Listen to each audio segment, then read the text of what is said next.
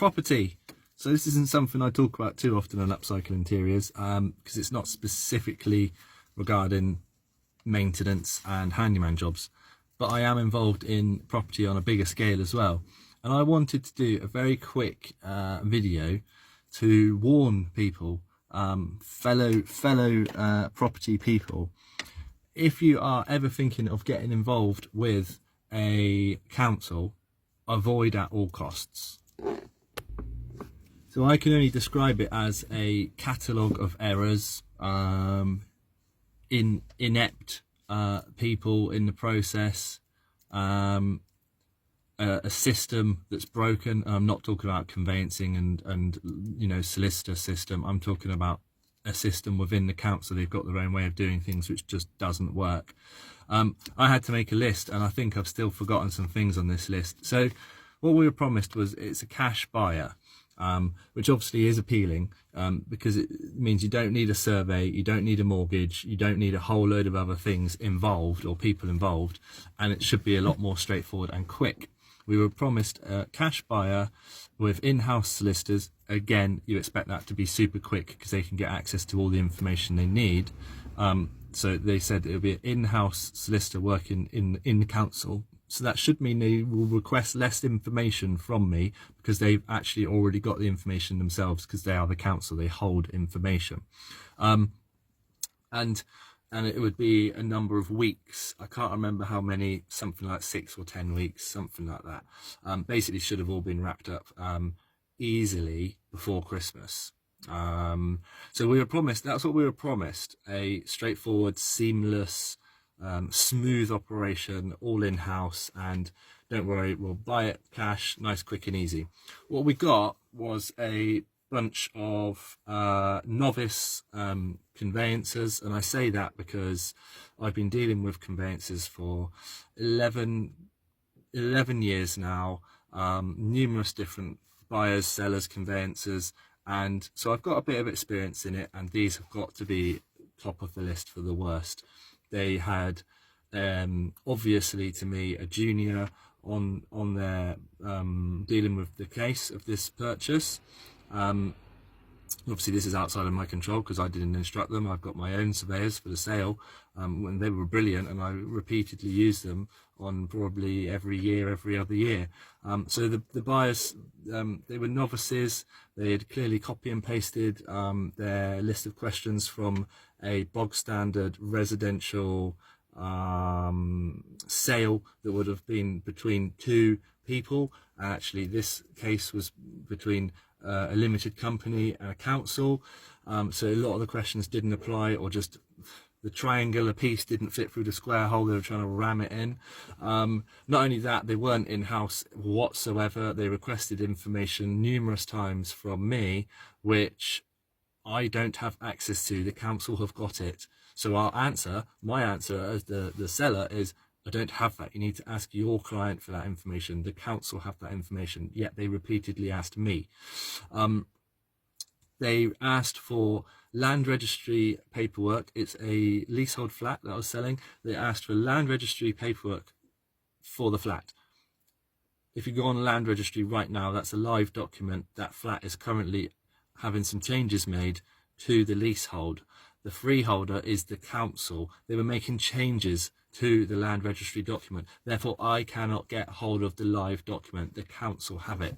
But they repeatedly asked me for the document, and my answer is, I don't have it. Your client has it. But they don't understand it. They keep asking me for it. So again, more delays. They then took months for this sale to go through, which then cost more in obviously mortgage costs. They wouldn't give a straight answer when it came to service charges. So it's a leasehold flat. Obviously service charges are paid each month. My account was something like £30 in the red, and that's just because the council had underestimated how much the maintenance would be for the previous year, so they roll over the amounts, so they had to recalculate. Yet they keep asking me, give me the money. They asked me to sign a piece of paper to say that I would be liable to an infinite amount in monetary terms for any shortcomings in the leasehold or any major works, which obviously I can't sign. I'm not going to say I'm liable for infinite amount. Then they asked for £500. Well, when you consider the leasehold is only 1,000 for the year, 500 seems a little bit over the top, because they only just did their accounts recently, a few months ago, so they know it's up to date. We then said, look, just calculate it to the day. So we had to agree a exchange and completion date, and they wouldn't calculate anything until we had set a date. So the contract can't get agreed because the leasehold charges aren't agreed. The leasehold charges aren't agreed because the contract date isn't agreed. And this is all from the buyer, from the council and their solicitors. You couldn't make it up. So on top of all this, not only that, they're getting an absolute bargain on this flat. So I know it's a bargain for a matter of fact, because I sold another one in the same block on the same estate for almost £50,000 more than what I'm selling to the council right now. So they've got an absolute steal. They've got I would say 30% bargain on their hands, yet they still act in an awkward manner. On top of all that, they sorry, I'm looking through my notes, there's just so many things to mention. They then came to, I can't even read my own handwriting, that's it. We set a date, and 2 weeks before that they said, okay, I need to personally meet them there. Now the property's a 300-mile round trip for me, and the reason they wanted me to meet them was to do an inspection. Now they've already viewed the property, they've already done an inspection, and I said the property is empty, it is vacant, nothing has changed. You can go and inspect it anytime you like. You can have access to the keys. The keys are like 2 miles down the road at the estate agent's office who was holding them. I said you can go and inspect it the day before. You can have the keys now. I give authority that you can take the keys. I trust you that that you're not going to run off or move in early or whatever it is. But they wouldn't go and get the keys in advance of the exchange and completion. They insisted it had to be me to meet them. I said I'm not going 300 miles. I don't even have the keys. The estate agent's got the keys. I'm not going to go 300 miles to then go to the estate agent, to then go back to the flat to give you the keys in your hand. So I had to send a representative. They wouldn't collect the keys. Now, I've bought property in the past where I've had to run around at 5 o'clock in the afternoon on a Friday night to quickly get to 2 different estate agents' offices to collect keys from 2 different places because it's on the market with 2 different agents. I've had to go and get the keys myself. I've done that twice in my time in 10 years, and it's not unreasonable to request that. They wouldn't do it, so I had to send someone with the keys to put into their hand. They then inspected the property today. The property is sold today. They inspected it again, even though they've only seen it a month ago, and said, oh, well, it's still got furniture in it. Yes, the furniture was on the contract in all the fittings and contents form that I gave you probably 3 or 2 months ago. It's all included there. It's actually brand new. It's still in cellophane wrapping. It was bought brand new for a rental that then we decided to go against that and sell it. And I was thinking, oh, I could actually give it back to the shop where I bought it from. They can have it back for free. It's, you know, they can just come and collect it and then resell it. It's still wrapped up. It's brand new. But because it's on the contents form, which I gave to the council, I thought, oh, well, the council have obviously received that as part of the contract. Then they've obviously acknowledged that it's included in the sale. So they're saying they want the furniture.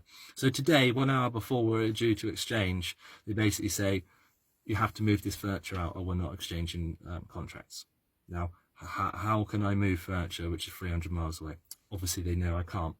So they have taken advantage of their powerful position and demanded £500 off the purchase price.